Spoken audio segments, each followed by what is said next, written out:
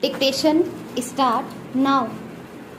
It is to be noticeable that Honorable Supreme Court, while laying down the law that in contempt jurisdiction no positive mandatory direction can be issued outside the scope of the order which is being alleged to have been violated by the authorities, has elaborately observed therein that the purpose of contempt jurisdiction is to uphold majesty and dignity of the courts of law.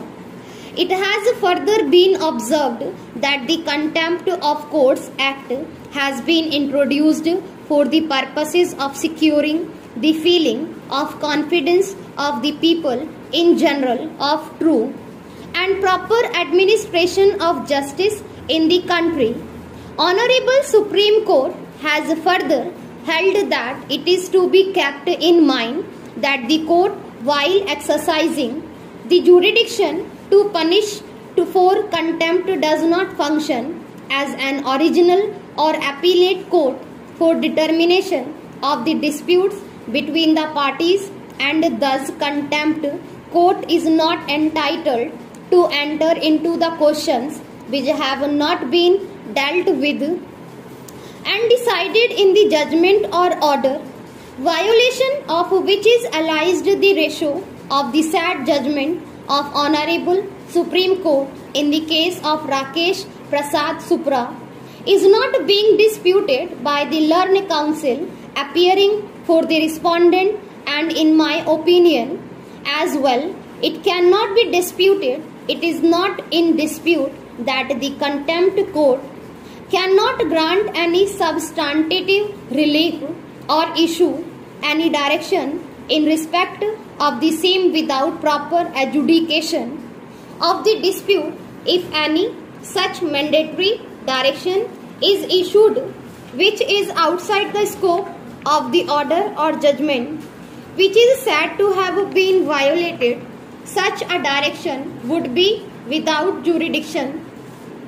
and would not be binding. Having observed as above what needs to be considered in the facts and circumstances of the case is as to whether the direction issued by the Honorable Contempt Judge in the order dated 9th April 2012 directing the Basic Education Officer Ambedkar Nagar to continue with single-hand operation of the salary account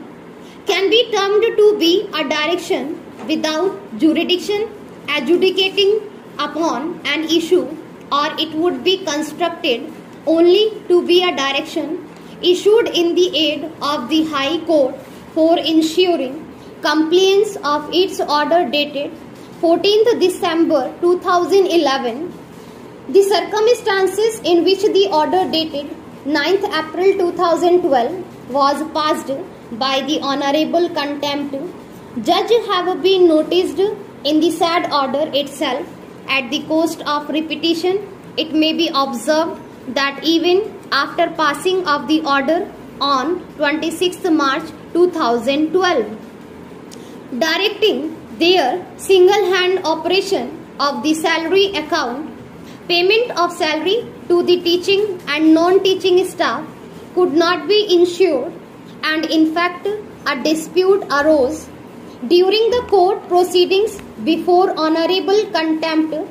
Judge on 9th April 2012 when the check as presented by the Basic Education Officer was returned back to him. Noticing the dispute between two managers in such a situation, I am of the considered opinion that the direction issued by Honorable Contempt Judge for continuance of the single-hand operation of the salary account